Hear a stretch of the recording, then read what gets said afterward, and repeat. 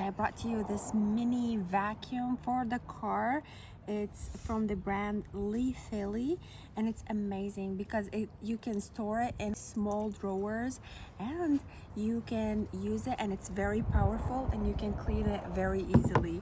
I'm going to show you what comes inside the box. There is the manual, the mini filter, and it has a U battery that you can remove and charge, and you can also use it as a power bank to charge your phones. It's amazing. This U battery can charge your phones as well. All you need to do is just like press the power button. It comes with a charger to charge the battery of vacuum.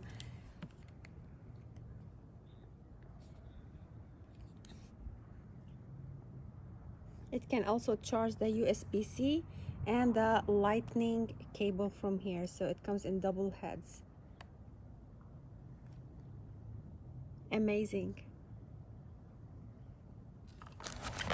It has a flat nozzle and a brush nozzle. This is the brush nozzle, and it's mini, so it can reach to small places.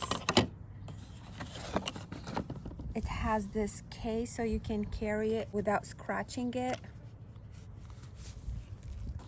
This is the mini vacuum.